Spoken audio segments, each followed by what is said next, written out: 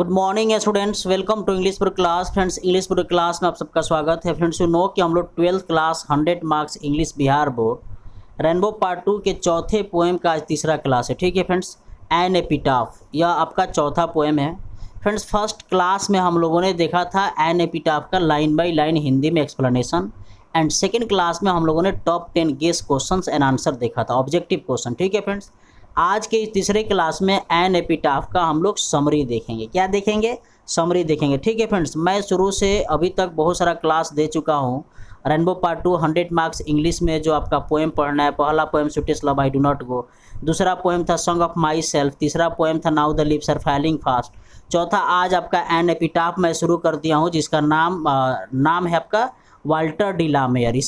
आज मैं उस पोएम का समरी बता रहा हूँ। ठीक है फ्रेंड, आपसे रिक्वेस्ट है कि यदि आप इस क्लास को पहली बार देख रहे हैं, अभी तक ज्वाइन नहीं किए, तब प्लीज़ आप इस क्लास को ज्वाइन कर लीजिए। इट मीन्स कि सब्सक्राइब कर लीजिए और बेल आइकन को प्रेस करिए ताकि हर रोज़ आपके यहाँ नोटिफिकेशन टाइम से जाए। ठीक है फ्रेंड्स, और भी बहुत सारा मैंने क्लास दिया है ना, और ग्रामर का आप मेरे प्ले लिस्ट में देखिए। तो आइए फ्रेंड्स, आज बिना टाइम वेस्ट किए हम शुरू करते हैं समरी। समरी का मतलब होता है सारांश। एन एपिटाफ का जो सारांश है, जिसका writer Walter de la Mare है, उसका हम लोग समरी शुरू करते हैं। एक बात मैं नोट बताना चाहता हूँ, इस पोएम में समरी में ये दिया गया है कि कैसे वाल्टर डी ला मेयर एक ग्रेव में जाते हैं।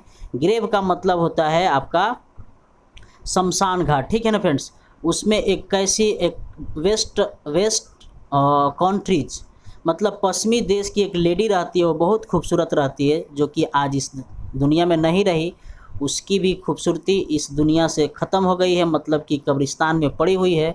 और बेचारा कवि कहता है कि अब जो सुंदर लेडी थी, यदि मैं मर जाऊंगा तो उस लेडी को भला कौन याद करेगा। ठीक है फ्रेंड्स, तो यह एक जो टोन है इसका मेलांकली है। मेलांकली का मतलब होता है नीरस। कवि बड़ा उदास भाव से उस लेडी को श्रद्धांजलि देता है, जो इस समरी में हम लोग देखेंगे। तो आइए शुरू करते हैं। वाल्टर डी ला मेयर जो कवि हैं, देखिए लिखा है an epitaph is a short poem. यहाँ से कम 2 3 4 क्वेश्चन आता है। ठीक है ना, पहला क्वेश्चन आएगा एन एपिटाफ के राइटर कौन है, तो वाल्टर डी ला मेयर। इसका दूसरा क्वेश्चन आएगा कि एन एपिटाफ क्या है, शॉर्ट पोएम है, लिरिक है ना, या रोमांटिक पोएम है, या मेटाफिजिकल पोएम है। तो शॉर्ट पोएम आपको याद रखना पड़ेगा, सिंपल क्वेश्चन आएगा। सेकंड जो है आपका क्वेश्चन आएगा Walter de la Mare is a dash poet. कौन सा पोएट है, तो चिल्ड्रेन पोएट आपको याद रखना पड़ेगा। ठीक है ना, जो मैंने इस नोट्स में अभी नहीं लिखा है, प्रीवियस क्लास में मैंने बताया था।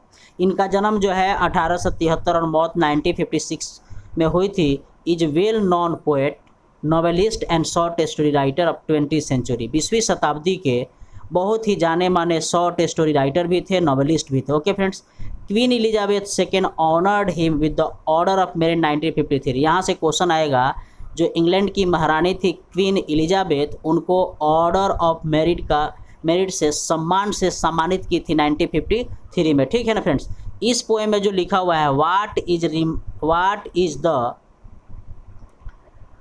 रिमार्केबल इन द पोएम, इस पोएम में जो ध्यान देने वाली बातें हैं it's melancholy tone and simplicity of diction, है ना। बहुत ही सिंप्लिसिटी है और लेकिन थोड़ा नीरस है। मतलब किस तरह से कवि उस एन एपिटाफ पर जाता है। मैंने एन एपिटाफ का फिगर और उसका ऑलरेडी बता दिया है, आप देख सकते हैं फर्स्ट क्लास में ही, मतलब स्टार्टिंग में ही मैंने उसको दिया है ना। In this poem the poet describes, इस पोएम में कवि डिस्क्राइब्स करता है, वर्णन करता है the beauty of a women who is now no more, उस औरत की खूबसूरती की, उस औरत की सुंदरता की जो अब इस दुनिया में नहीं रही। ठीक है फ्रेंड्स, आगे कवि लिखते हैं ही इंडिकेटिंग टू ग्रेव, वह एक ग्रेव की तरफ इंडिकेट कर रहा है। इंडिकेट का मतलब इशारा कर रहा है, ग्रेव का मतलब होता है शमशान घाट।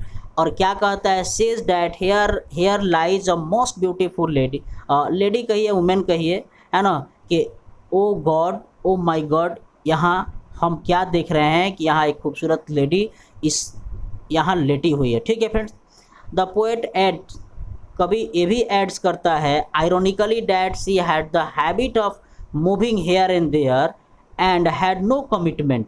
को कभी जो है मतलब जोड़ देकर आयरोनिकली इस बात पर जोड़ देता है, वह लेडी, उस लेडी की किस तरह का बिहेव है, वह लेडी का चरित्र किस प्रकार के, उसको बिहेव को बताता है, उसके चरित्र को बताता है कि लेडी हमेशा इधर उधर भ्रमण करने वाली थी और किसी से कोई कमिटमेंट करने वाली नहीं थी, किसी से कोई वादा करने वाली नहीं थी।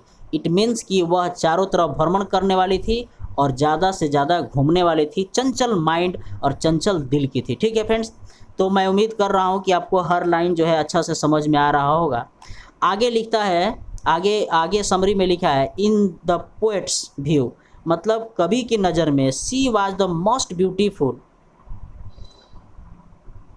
अ women of the west country, मतलब कवि के नज़र में वह पश्चिमी देश की सबसे सुंदर लेडी है। ठीक है ना, बट ब्यूटी वेनिसेस, लेकिन ब्यूटी क्या हो गया है फ्रेंड्स, ख़त्म हो गया है, आज उसकी सुंदरता ख़त्म हो गई है। याद कीजिए फर्स्ट लाइन में मैंने एक लाइन आपको बोलकर सुनाया था, वो जो लाइन आज भी मैं सुना दे रहा हूँ कि फ्रेंड्स किसी कवि ने कहा है कि हुस्न तेरा ऐ सनम एक दिन फना हो जाएगा। ठीक है ना फ्रेंड्स, हुस्न तेरा ऐ सनम एक दिन फना हो जाएगा, आज जिस हुस्न पर तेरा नाज एक दिन खाक में मिट जाएगा। इसका मतलब हुआ फ्रेंड्स कि चाहे सुंदरता हो या कोई भी चीज़ हो, समय के साथ in the passage of time उसका उसमें क्या आती है, कमी आती है, वह क्षीण हो जाता है। जिस तरह से आज पश्चिमी देश की सबसे सुंदर लेडी आज इस ग्रेव में पड़ी हुई है, शमशान घाट में पड़ी हुई है। ठीक है ना फ्रेंड्स, तो हम लोगों को ब्यूटी पर नहीं, हम लोगों को किस पे ध्यान देना चाहिए, काम पर ध्यान देना चाहिए, जो इस पोएम में कवि बता रहा है। ठीक है फ्रेंड्स, आगे लास्ट लाइन में हम लोग पढ़ रहे हैं, ही फील्स डैट, उसको लगता है, आफ्टर हिज डेथ, माने उसको लगता है कि कवि के मर जाने पर, no one will remember the beauty of the women who is now in the grave, कि यदि मैं मर जाऊंगा तो शायद ही कोई व्यक्ति होगा जो इस औरत की खूबसूरती को याद करेगा, जो बेचारी अभी इस ग्रेव में पड़ी हुई है, जो अभी शमशान घाट में पड़ी हुई। तो फ्रेंड्स बताइए आज का यह आपका समरी कैसा लगा, कमेंट करके बताइए। तब तक के लिए फ्रेंड्स आपको इस क्लास से जुड़ने के लिए बहुत बहुत धन्यवाद। Thank you for watching this class. जय हिंद, जय भारत, वंदे मातरम।